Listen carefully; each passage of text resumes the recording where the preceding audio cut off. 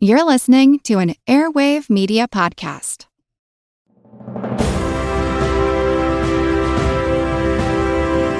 Hold your ears, folks. It's showtime. People pay good money to see this movie. When they go out to a theater, they want cold sodas, hot popcorn, and no monsters in the projection booth. Everyone pretend podcasting isn't boring. Turn it off. Turn it off.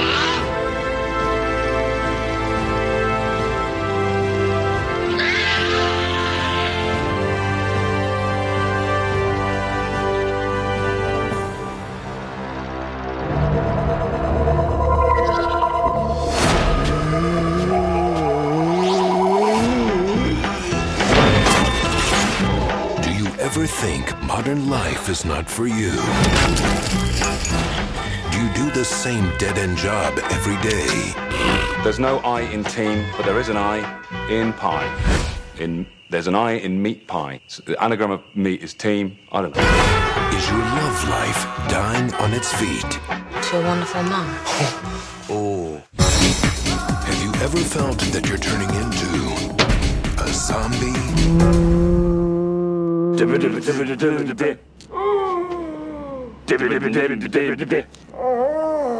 a time, although no one is prepared to comment, religious groups are calling it Judgment Day. Of crisis. It is vital that you stay in your homes. A hero must And rise avoid all contact with the assailants. from his sofa. The attackers can be stopped by removing the head or destroying the brain. Go for the head.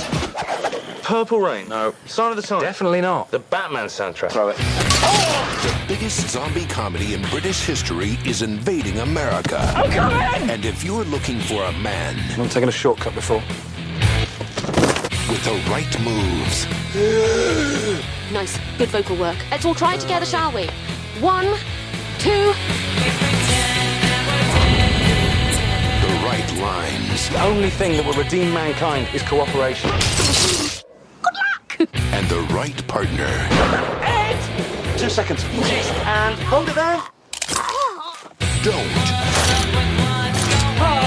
Sorry. call Shaun. Oi! Shaun. Oh. Shaun of the Dead. He's my husband, you know. I still love him. I've still got the ring on my finger. You go to bed with it?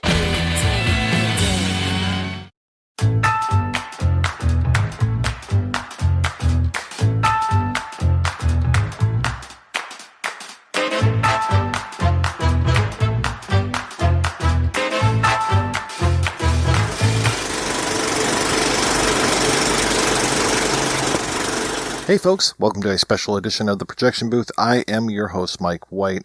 On this episode, I'm talking with Clark Collis. He is an editor at Entertainment Weekly, and he's the author of You've Got Red on You, How Shaun of the Dead Was Brought to Life. It is a terrific making-of book when it comes to Shaun of the Dead. There's some stuff about Spaced in there, even got some Hot Fuzz in there. Talk about some of the other films that Edgar Wright has done. I am a huge fan of those first two films from the so-called Cornetto trilogy, and especially Shaun of the Dead. So sit back, relax, enjoy this interview. Tell me more about Clark Collis and how you became a writer. Clark Collis grew up in Somerset in the west of the UK, and we're going to probably circle back to this later. But if you've seen Hot Fuzz, the small town where Hot Fuzz is filmed is the town where I grew up. And it's actually not quite as small as that film makes it look. It's got an enormous 12th century cathedral in the middle of it, which Edgar Wright had to CG out when they sort of the opening shot coming into the town. But it's pretty small. It's about 10,000 people. And I grew up there. And that's the town where Edgar Wright, the director of Shaun of the Dead and Hot Fuzz and Baby Driver, grew up, although he's a few years younger than me. But we had a very similar experience kind of growing up. But, on the one hand, it's a lovely part of the world, really quite beautiful. But on the other hand, you feel very distant from everything, really. I mean, the nearest city is Bristol, which when you're a kid, is an impossible, 20 miles away. And London seems very far, and Hollywood seems, much, much farther than that. But I was always interested in films. And I remember when I was about 12, my parents took me on holiday to the west coast of America. And I remember landing, and they had a billboard, Escape from New York. Like they're one of those big, and in Britain, you don't really have, certainly then you didn't really have this kind of billboards for movies anyway. And I remember it was like a billboard where you had Kurt Russell and Snake Plissken sort of cut out of the billboard. So it wasn't like a normal shape.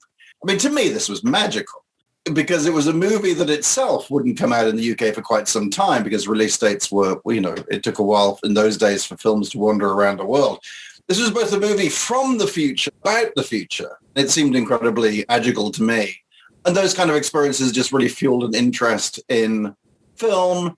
And then I went to university in the United Kingdom and for some reason just thought I was going to become like a famous rock drummer. I played the drums. I was in a band.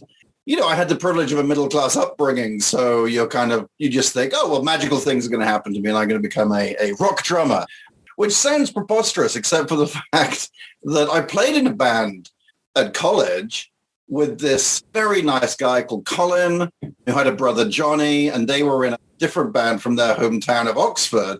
And that band went on to be Radiohead. So it didn't seem that preposterous for a few years that I could be in a different band that became, enormously successful, cutting edge, multi-platinum selling artists. But I was waiting for that to happen, essentially. I mean, I had always written and I wrote for the university newspaper reviewing, horror films and stuff that sort of the classier journalists didn't want to cover necessarily. And then a friend of mine who was also a writer was like, you should start reviewing. He had started reviewing albums, music magazines. And he was like, you'll never guess what. Not only will they pay you £25, which is like, $40 or so, but you get to keep the record. And to me, this was, and of course, I was at university. And so they have this thing called the milk round where people from financial institutions come around and offer, and you can interview with them and maybe you get a job at Morgan Stanley or whatever. And had I done that, then I would have had, all the money to buy all the records in the world. But instead I went, while I was waiting to be a rock drummer, it just seemed like it just seemed magical that only would somebody pay me to write about music, but they would let me keep the vinyl album as well. And so I started doing that, and I wrote for Blender magazine in the UK, and then I started work, which was a Select magazine in the UK, which was a music magazine, and then I started working for Empire magazine, which I'm sure a lot of your listeners will be aware of, which is a great British film magazine. My first real sort of feature for that was going to, this really dates me, but going to Malta on the set of Cutthroat Island, Gina Davis, Matthew Modine pirate film. Then a friend of mine became editor of a music magazine in New York called Blender, and he got me over to New York and I started working there. And then 15 years ago, I started working at Entertainment Weekly magazine, where I'm still happily ensconced. That's fantastic. It's amazing that you were able to manage to live through the magazine wars and the death of a lot of print magazines. You know what? Let me say I'm ensconced there at the time of recording. I never... hopefully we'll still be there by the time this comes out. But I love Entertainment Weekly, and I think people do love Entertainment Weekly, and it's still a hugely part of the culture, and it's the way a lot of people get their information about pop culture still, and it's a magazine, it's a website, we have podcasts, et cetera, et cetera. But yes, every day I'm like, I no longer dream of being a rock drummer. I feel that accidentally I have got my dream job, which is writing about the pop culture I enjoy. But every day I touch wood that the job is still there. So You've Got Red on You, is that your first book? It is my first book. Yeah, so this is You've Got Red on You, Shaun of the Dead was brought to life. Available for pre-order now, Amazon.com. Sorry for the egregious plug. When I was working for a movie magazine called Neon, actually, in the mid-90s, I guess I would have quite possibly been faxed a press release. This kid from Wells, where I grew up, who had made a comedy western in Wells called A Fistful of Fingers. And I was tickled by this and sent one of our writers off to interview him. And so I was aware of Edgar from that. And then Edgar Wright directed Spaced, which I loved. Yeah, then he made Shaun of the Dead. which I thought was terrific, and so on and so forth. And about 3 years ago, I suggested that we do, Entertainment Weekly did a oral history of Shaun of the Dead. And I interviewed Edgar Wright and Simon Pegg, Nick Frost, Kate Ashfield, who plays Liz. I spoke with Bill Nighy, and I spoke with Naira Park, who is sort of I guess almost in the same way that George Martin was like the fifth Beatle. Naira Park, who's the producer of Edgar Wright's films, is sort of like the fourth member of that gang. And, it worked out very well. And then about 2 years ago, I wanted to write a book. And I thought, well, I've done half the work here, having spoken to these good folks. So I signed a deal with 1984 Publishing last year. And I thought, well, I'll write the book. As it turned out, I'd done about 1% of the work. Because then immediately, Edgar was very encouraging of the project. But Edgar is somebody who wants to... it's interesting because he is such a talented individual. And in many ways, he is so in control of his films, but he also wants to credit all of his collaborators. And so he would say, well, you need to speak to my brother Oscar, who did a lot of the storyboards for Shaun of the Dead with Edgar and obviously grew up with Edgar. And has always been a sort of almost like a freelance design consultant on his films. He worked on Scott Pilgrim and a lot of other Edgar's films. But no, and Edgar, we were like, we need to talk to this producer, we need to talk to this person, and so on and so on and so on. And I'm sure you find this in the projection booth, that sometimes somebody, regardless of the person's title, like everybody has a good story to tell. And so almost accidentally, I like to think it's a pretty entertaining book about how how Shaun of the Dead was made and the histories of the people involved. But almost accidentally, I think it became like how to make a film. There are all these, and so I've got, I had the great pleasure of speaking with Jane Walker, who's a makeup artist and is basically did all of Game of Thrones. Before then, worked on Shaun of the Dead. And she was just very great about, how there was no money, but you made do and this and that. And, at one point she said that Edgar confirmed this, so the zombies in Shaun of the Dead have these contact lenses. In real life, they're wearing contact lenses. And Edgar wanted the contact lenses that were totally opaque. And Jane Walker was like, well, that's probably not a good idea. And Edgar's like, why? And she's like, well, then you've got, everybody will be blind. If the contact lenses are opaque, then everybody will be blind. And Edgar's like, well, what's... And I'm sure Jane is somewhat, altering the story maybe a little of a comedic effect, but maybe not too much. But Jane's like, well, imagine 50 people running around a pub on fire, blind. And Edgar was like, yeah, you don't really want to do that. But it's interesting because it became, partly I think the book is almost like a guide to, how to make the most of not a lot of money and how much work goes into making a film, frankly, Yeah, it is. It's very much the making of, the impact of. It was so well put together and so well researched. At the end of the day, how many people did you end up talking with? I think I spoke to about 40 people involved with making of the film and releasing the film, because I have to have a chapter where it's talking about it being released in Britain, and it was always planned as a theatrical film in Britain, but it was never a sure thing with being released in the States. And so there's a whole chapter about how Focus Features in the States kind of, within a very short period, tried to put, and to a large extent succeeded on putting Shaun of the Dead on the map before its release in 2004. But, I spoke to about 60 people, but sometimes it would be, I think my last interview, oddly, was with Zack Snyder. I was talking to Zack Snyder about Army of the Dead. This is how recent it was.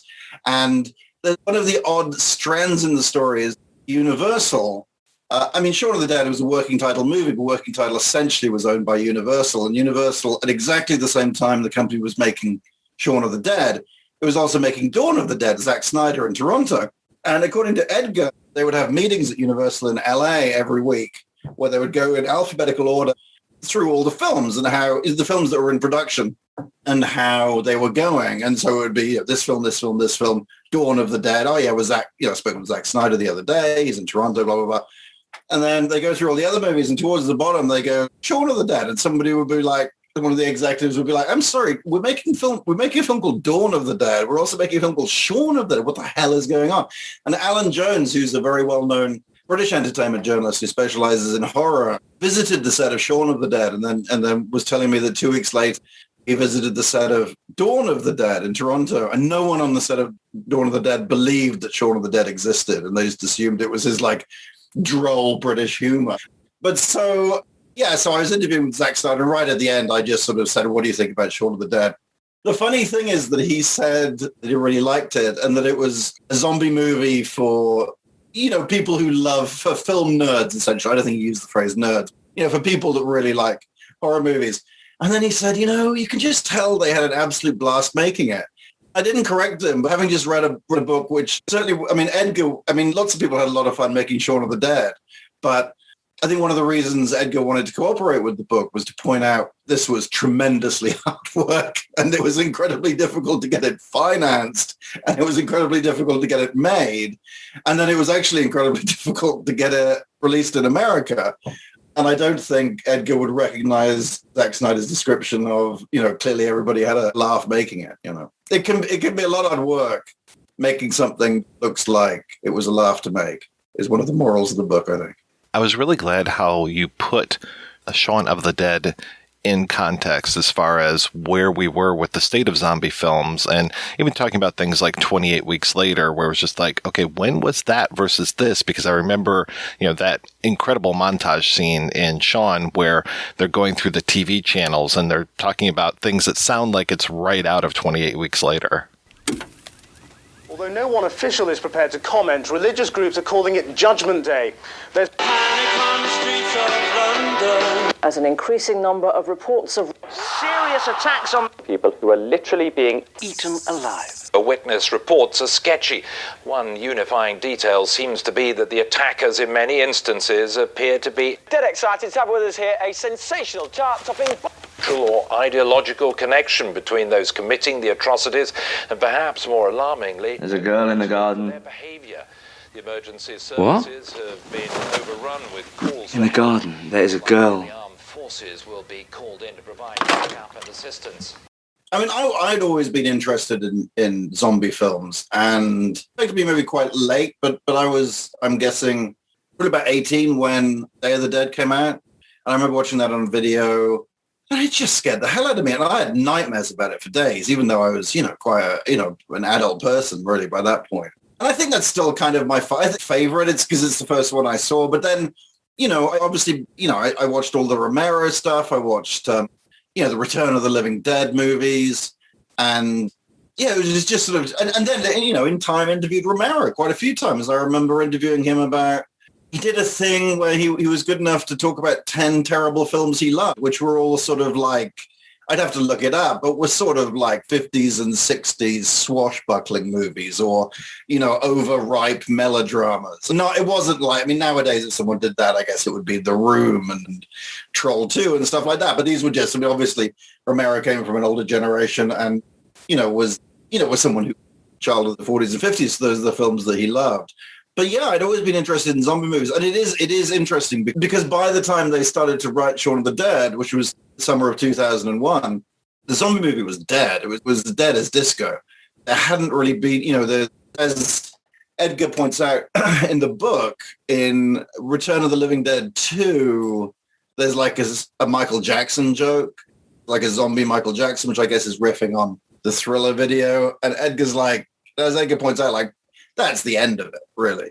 That's people are making Michael Jackson jokes in zombie movies. You're pretty much done. And so Edgar, the film was written by people that don't know, is written by Edgar Wright and Simon Pegg, who plays Shaun in the film. And they had done an episode of Space that sort of riffed on the zombie movie. This is a show that was on a national network in Britain. But the plot point was that Simon had taken so much speed, amphetamine, that he stayed up all night playing video games and then found it difficult to tell, what was really going on. And so there's this opening sequence in the episode of the sitcom where he's just shooting zombies left, right, and center.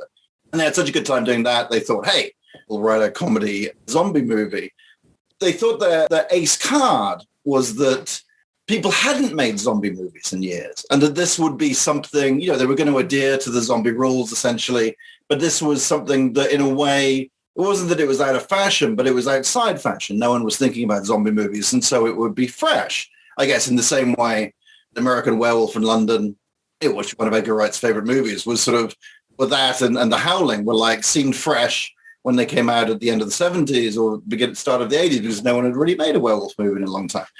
So they're writing it, Shaun of the Dead, and they're pretty deep into it. One day, Simon calls them and was like, have you heard of a movie called 28 Days Later? And Edgar's like, well, I know the title, and I know Danny Boyle's making it, but I don't know what it's about. And Simon Pegg goes, oh, it's a zombie movie. And I think Edgar said that he just smashed his head against the table for like 10 minutes, going, F, F, F, F, F, F, F, F. Yeah, so that was a low point for them. But in the end, I mean, I think that came out in 2002, and Edgar said that in the end he was quite happy because it's a very, very different movie to Shaun of the Dead. I mean, it's a very bleak movie. I mean, Simon would argue that it's not a zombie movie at all, but that's a whole lengthy discussion. I mean, I think he's right, but that's like a whole cul-de-sac. I don't think we need to go down at this point. But Edgar felt that it sort of set up Shaun of the Dead in a way that didn't really step on Shaun of the Dead's territory, but sort of reminded people that of the zombie movie genre. And in Britain, actually, Shaun of the Dead came out 2 weeks after Dawn of the Dead, the Zack Snyder remake. And, as Edgar says, it's quite likely a lot of people went to Shaun of the Dead thinking they were going to see Dawn of the Dead and vice versa. So who knows? Edgar would point out that Shaun of the Dead ultimately grossed more in Britain than 28 Days Later anyway. So it's a happy ending all around. I very much like that you bring up some of the predecessors to Mr. Wright, such as Sam Raimi and Peter Jackson.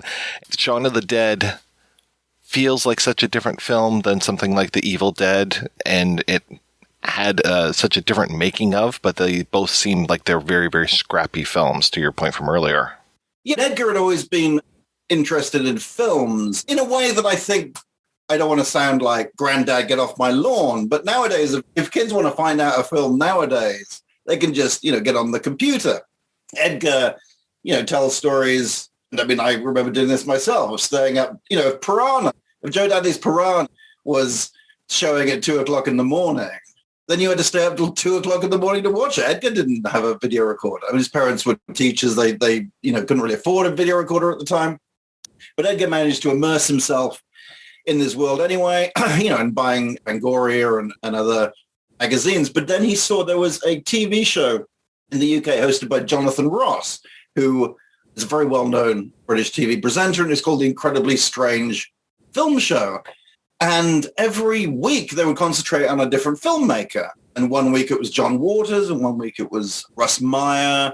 They did an episode on Jackie Chan, who of course does qualify as a filmmaker, one of his many remarkable talents. But what really turned the key for Edgar was they did an episode on Sam Raimi, who was then in production on Evil Dead 2. And I think the interview with Sam takes place in like the editing room of Evil Dead 2. But it was in large part about Evil Dead and how, the famous story about how he and, Bruce Campbell and some other friends, got money off dentists to fund this crazy production. And, Edgar talks about how he says he just thought that before seeing that, he just thought that film directors were dropped off at Universal Studios by storks, basically. That, sort of a bundle. Here's the, Steven Spielberg, the stalkers delivered Steven Spielberg. But that this episode of The Incredibly Strange Film Show taught him that, well, I mean, to a degree that anybody could be a filmmaker, or certainly put him on a road to being a filmmaker. And then, he and his brother got a Super 8 camera and started making films. And then he won a video camera and started making films with that. But a nice sort of, what's nice, I think when you write a book, sometimes, and I'm saying this like I've written 100 of them, this is my first, but there were definitely times when I felt that my book was sort of the way I was writing the book was being inspired by Edgar's films, and I am not putting myself on the kind of level of artistry that he's operating. But I did have this thing that if you mention somebody, it's good. Like you don't want to mention somebody only once. Like if you look at an Edgar Wright movie, things, if something pops up, it pops up again and maybe again and maybe again and again, and these things, they're really, it's a cliche, but they really are like Swiss watches. And one of the nice sort of recurring characters, if you will, in the book is Corin Hardy, who people now know as the director of The Nun, the wildly successful Conjuring film. And he also was one of the people responsible for Gangs of London, which is on AMC, which is actually pretty terrific. Edgar won. This is sort of coming back to Sam Raimi, but Edgar and Corin, they were, the same age, and they both had short films at a children's or a young person's film festival. And I interviewed Corin, and he just talked about seeing Edgar's film and being like, that's the competition. This is the film that could well beat my film. And then finding him, and they would have both been 15. And Corin was talking about stealing a drink from the bar or sneaking out with half a pint of beer and finding Edgar and them starting to talk. And Corin saying, what's your favorite movie? And Edgar saying, Evil Dead 2. And Corin saying, me too. And then Corin was like, it all comes back to Evil Dead 2. And then interestingly, Corin then, helped the costumes for A Fistful of Fingers. He plays one of the zombies in Shaun of the Dead. There are a lot of quite well-known people that would become quite well-known playing zombies in Shaun of the Dead. I think there's a one shot maybe where both Corin Hardy and Joe Cornish, who was another friend of Edgar's, who would go on to direct Attack the Block, both playing zombies and get killed at the same time. And then finally, Corin makes The Nun, but then makes Gangs of London, and there's a scene in Gangs of London where someone's watching Shaun of the Dead, and he said it was both a homage to Shaun of the Dead, but also a homage to, Wes Craven and Sam Raimi's habit of reference, there are references to the Evil Dead in one of the Nightmare on Elm Street films, and vice versa. I think Freddy's glove maybe is in the basement of one of the Evil Dead films. So yeah, it was very important to me to talk about the films gone before. There was a lot more of that originally in the original draft, but it's I'm sure you find this as well. You just kind of want to include everything, and then you think, oh no, well, you have people have paid to read a book about Shaun of the Dead. If I haven't mentioned the film in 50 pages because I'm doing the history of Hammer horror, then maybe I should cut some of that out. It's tough once you get the interviews. It's tough to give up. I mean, I think I've quoted everybody. I know I've quoted everybody I spoke to for the book, but a book's easier than, you just got more acreage than in a magazine article or even a podcast, I also appreciated that, you talked about that it wasn't an easy experience. And yeah, filmmaking never is, but especially when Edgar Wright is having so many difficulties with David Dunlap, his cinematographer. Right. Yes, there's a lot of difficulties between, I think it's a culture clash, really, that, yeah, so David Dunlap was this very experienced, he was a very experienced cameraman, and he'd worked on Raising Arizona, on Goodfellas. He had been second unit cinematographer on a lot of big movies, and had just moved into being a DP himself, and he was 20 or so years older than Edgar and had this incredible resume of work. And Edgar, essentially, this was his first film with any kind of budget, but it was like a low-budget horror movie. And Edgar felt that David and his team, let's say it was a culture clash between Edgar, who would do anything to make this movie, and perhaps some members of the crew who were like, hey, we're paid to be here 10 hours, and maybe we'll do 11, overtime. But we got wives and families, and we're going to go home at the end of that. And I think there's inevitably going to be, a clash there. And I think, many, many people who worked on Shaun of the Dead have worked with Edgar subsequently. Marcus Rowland, the production designer. Naira, the producer, lots and lots of people. Obviously, Simon Pegg and Nick Frost have made 2 more films with Edgar. And David was not as asked back, Hot Fuzz or any of the other movies. But I do think, and you have this, it's funny because Edgar, I don't know, somebody says, he's not a shouter. He's, on set, he's not, he says this himself. He says he's not a shouter, but he can sulk for England. And he says that, he spent most of the shoot in a foul mood, largely because of this difficulty he perceived to be having the camera crew. But he's not someone that's going to, and we can all think of directors we've heard about who do scream and shout, on set, and he's not that. But there was one incident where he claims, people read the book and could believe who they want. But numerous people have backed Edgar up on this. So there was one point where he needed to get a shot, Peter Serafinovich, the back of Peter Serafinovich's head exploding, basically. His character in the film becomes a zombie. They hadn't got a shot of his head exploding. They needed it because it needed to be on the set of the Winchester, which is the pub in the movie, and the set was being torn down the next day. And Edgar asked the camera crew section of the crew, well, everybody to stay behind. But the camera crew said they wouldn't do it. And Edgar just left the set, went to his office, and just tore his office apart. I mean, there's some debate. I mean, I guess as he basically knocked over a bookshelf, and maybe there was a little bit more damage than that. But I think in a strange way that's quite... And Edgar was quite worried about talking about this for the book. And I had to say, look, given... I mean, not to make light of anything, the worst thing you ever do as a director is smash up your own office, in a somewhat restrained fashion. Then you're doing fine. Two of the producers, including Naira, who was one of the producers, someone must have said, look, Edgar's smashed up his office. And producer who was working with Naira, who was her best friend, she said, Naira, don't you go and clean up his office. He's got to tidy up his own office. Don't you dare go and tidy it up for him. And then actually 2 days later, had a meeting with David Dunlap in his ruined office. This was the one part of the tale they both agreed on wholeheartedly, that after a while, David Dunlap got up and he said, I can't have this meeting here, and then just sort of walked out. I'm sure people who read this will side with Edgar. I think there is an element of culture clash between someone who is very, very young and, as I said, would do anything to get a film made, and, someone who was a couple of decades older that, was not prepared to do everything to make a movie and certainly regarded this as more of a 9-to-5 job. Now, and Edgar would admit, I think, some of the conflict did result in maybe sort of tensions and stresses did help the movie in some way. There is something of a happy ending, actually, that, I guess well over a decade later, Edgar was making Baby Driver and had to do a pickup shot of Kevin Spacey, who was working on House of Cards, right? The Netflix show. And David Dunlap had become the DP of House of Cards. And so Edgar visited the set of House of Cards and took the necessary material of Kevin Spacey.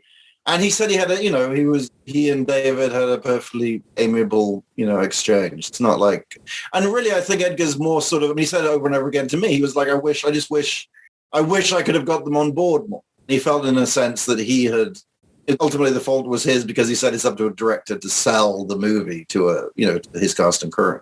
Having said which, there's lots of, Edgar didn't necessarily have a good time making movies. I'm not sure that Edgar ever really has a good time with shooting movies. I certainly don't want to speak to him about that, but he does regard it as quite stressful. And because he is someone that makes these movies in his head, before he goes on set. And, obviously he would credit, his cast and crew with making all sorts of additions and changes, I'm sure. But essentially they shoot what's in his head. And so, it's his responsibility to, every minute of every day on a shoot to, make sure that what's in his head winds up on the screen. A lot of people did have a good time on Shaun of the Dead. And one of the thrills really was talking to a lot of the people that played zombies in the film, who, again, was not something that didn't really expect to be interviewing too many zombies, but I ended up talking to a lot of them because, once again, I would talk to one and they would say, oh, you should talk to, I'm still in contact with so-and-so, you should talk to them. And they were, Edgar would say this, they really saved the show, because this was, a comparatively low-budget film. It was made for £4 million, so around $6 million, I guess. And, the good thing about zombies is you don't need somebody famous to play them, but you need a lot of them. And this was not a production that could afford, it was a production that needed a lot of zombies but couldn't afford them. And so they just sort of put out on websites and through the Spaced fan club, anybody interested in being a zombie will pay you £1 a day, basically, which even back in 2003 would barely buy you a bag of chips, I'm guessing. But no, these people came and stuck around. There was stories that because they shot in the Winchester set for several weeks at Ealing Studios, and there was some mention that towards the end, zombies were getting off with each other quite a lot. I can't think who it was, but somebody said that you would go into a room at Ealing Studios and find two zombies like licking each other's fake scabs.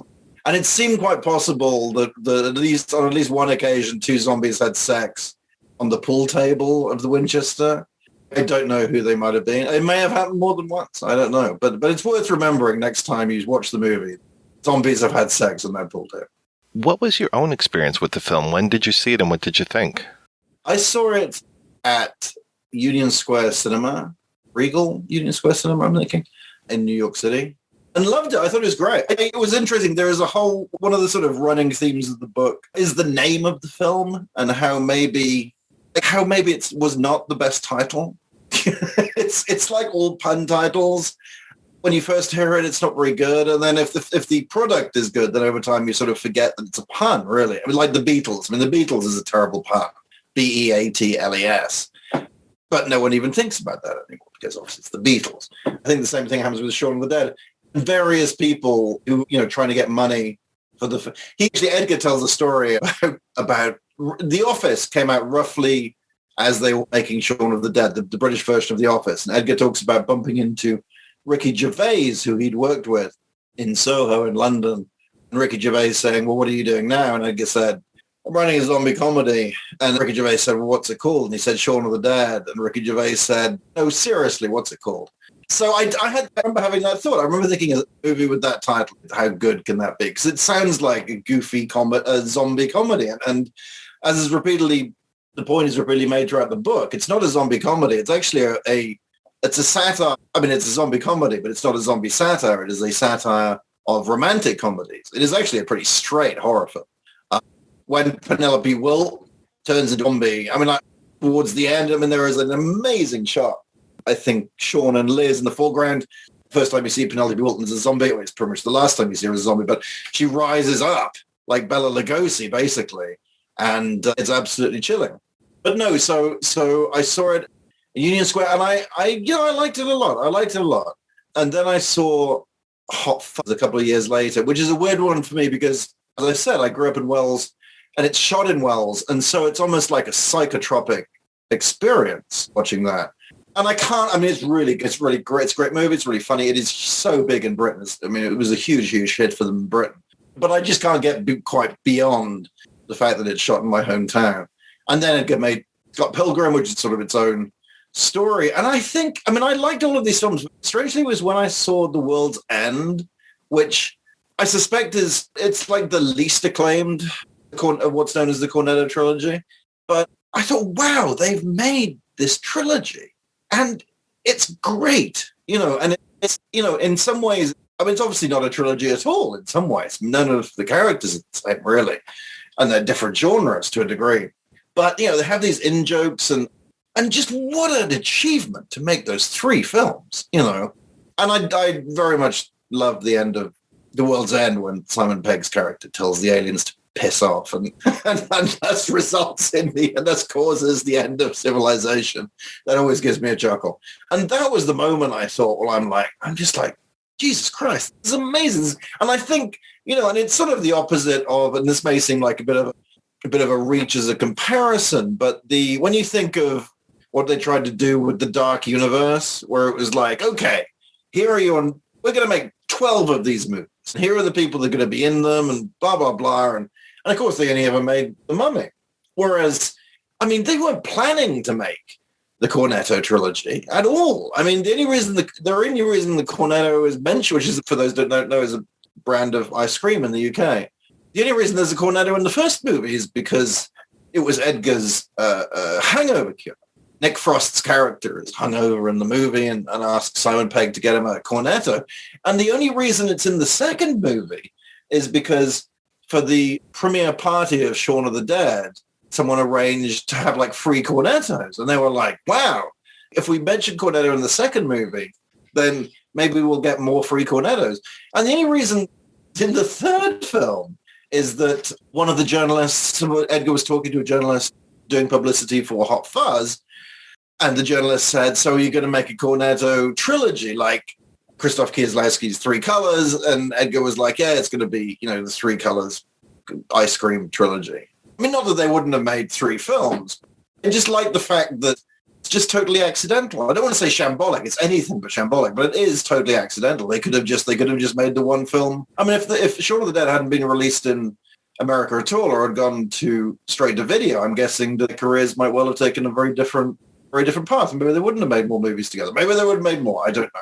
But no, and I think people appreciate, like all cult films, that people are able to discover this by themselves. And it's the support of the fan that allowed them to make 3 films to a degree. And I think people really engage in that. I would say that I assumed there would come a point writing this book where I had enough of watching Shaun of the Dead.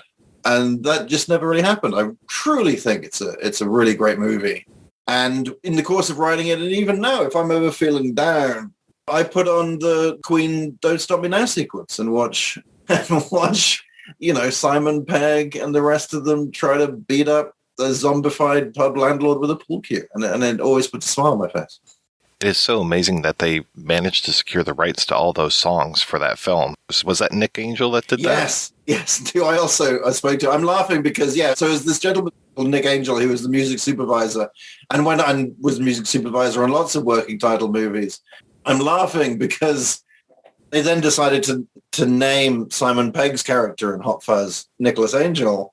And I was interviewing Nick Angel and I said, well, when did you realize these films were a big deal? And he said he was attending South by Southwest one year and I guess had flown into Austin or wherever, was handing over his passport. And he said the guy looked at the passport, looked at him and said, are you the Nick Angel from Hot Fuzz? And Nick Angel said, yes, I am actually. And was sort of just waved through.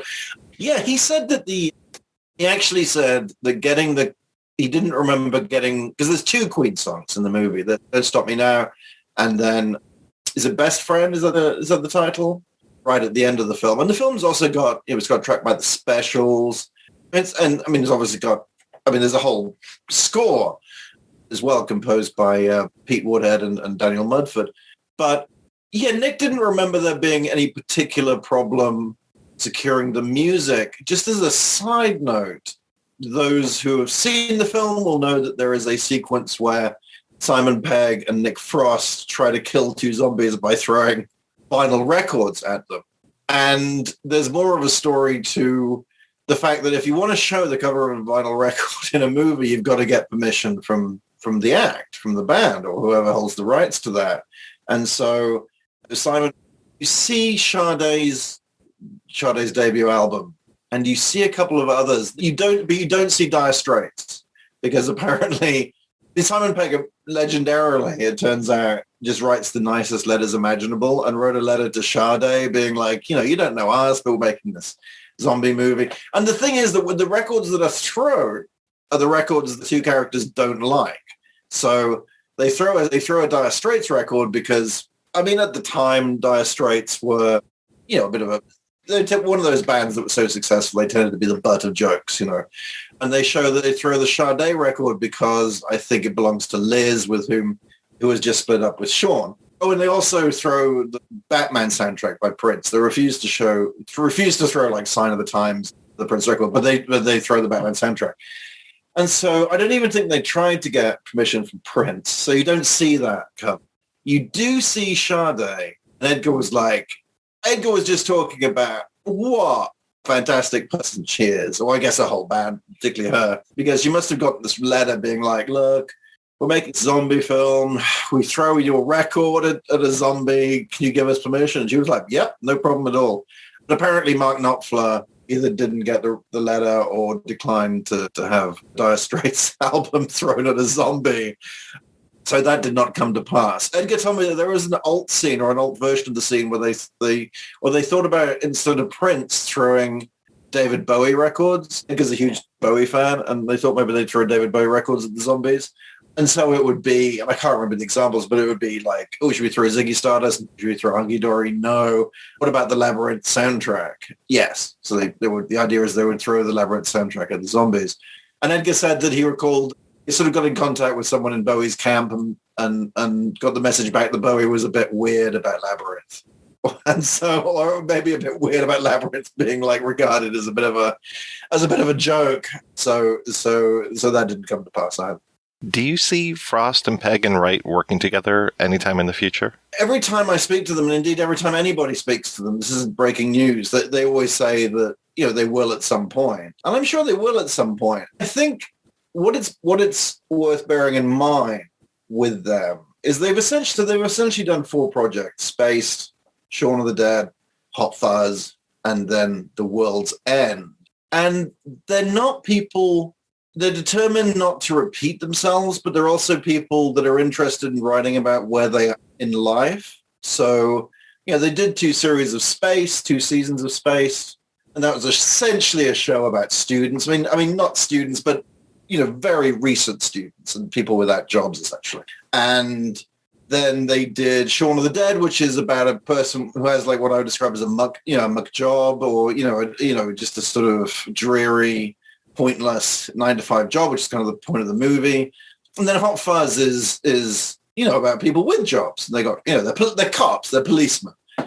And then The World's End is already like, very much an older film about older people, and is essentially about a middle-aged, depressed, suicidal alcoholic, really making it sound like a fun movie. It is a fun movie for people who haven't seen it. And so I think the problem is that people always they like that someone's last movie. They want someone to make that movie again, or whatever it is, whether it's an album or, and so when they were doing Space, people really wanted 3rd season of Space, but they knew there came a point where I think where they thought about it, but they realized they'd left it too long, and they couldn't, write a show that was about people in their early 20s when they were now in their mid-30s or whatever. So I'm sure they will work together again. And, in various ways they do work together, here and there. But I don't, in the same way World's End is very different to Shaun of the Dead, it's probably not going to be necessarily what people expect or even hope for, but I'm sure it'll be, brilliant in its own way, and people will love it just as much. When did you send this off to the editor, the publisher? And I'm very curious where that's in line with the pandemic. Well, that was an interesting thing.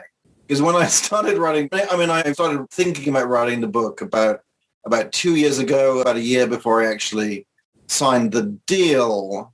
So I started thinking about it before the pandemic. And so, the answer to your first question is this was actually not finished until the pandemic was in full sway. My original plan was to end it with the death of George Romero, essentially, which was now 4 years ago, I'm thinking, in that vicinity. Because, there's a lot of stuff about George Romero in the book, and as I said, I'd interviewed him, and obviously Shaun of the Dead is a love letter to George Romero's zombie movies, and George Romero invited Simon and Edgar to cameo as zombies in Land of the Dead. And then after he passed away, Edgar was one of the speakers at the ceremony for George Romero's Star on the Walk of Fame. And I wasn't there, but there's video of it, and Greg Nicotero spoke, and Malcolm McDowell, who is one of Romero's friends, oddly, or, I didn't know that, spoke, and Edgar spoke. And Edgar was talking about, the impact that Romero had on him and on the culture in general. And he was sort of flanked by these 2 people who'd been made up as zombies. And I remember thinking, well, that's like the final scene, and I can get Edgar talking about that, and that'll be a sort of nice, bittersweet ending in as much as, George has passed, but people are still, mining his work for creative purposes. And then the coronavirus hit. And to be clear, the fact that the coronavirus meant I had to write another chapter of this book is of zero importance to I'm not like boo-hoo me at all. But the coronavirus hit, and a number of things happened, including the fact that certainly in the UK, and I think elsewhere, Shaun of the Dead was all over the internet again. I was in the UK during this period, and you couldn't turn on Twitter without Simon Pegg or Shaun saying, oh, we should all go down the pub and wait for this to all blow up. So much so that fairly early on, Edgar tweeted, do not do this. Remember, he's like, the good thing is that Shaun tried something, and we should all try something, but don't try this, because if you remember, pretty much everybody dies in that movie, so don't go to the pub. And then Simon and Nick did a little remote sketch where they sort of reprised one of the scenes in the film, but again, advising people not to go to the pub. So what's the plan? Call Mum, make sure she's okay. If Philip has been infected, follow the NHS guidelines to the letter. Don't you want to kill him? Well, of course I want to kill him. I just can't right now. Oh. Don't go to Liz's. What if I'm horny? Well, she's my girlfriend. All right. Grey? What do you mean, all right, yeah, I see what you're doing. I know it's 2020, but the original joke wasn't intended as homophobic. It was more a comment on the absurdity of straight male appropriation of homophobic signifiers in order to denote their aversion to emotional candidness. One of the people who played the zombies told me that his image in Shaun of the Dead was being used on some Australian news network, that every time they had a coronavirus like news item, there would be a little picture of him as a zombie from Shaun of the Dead in the corner, you know.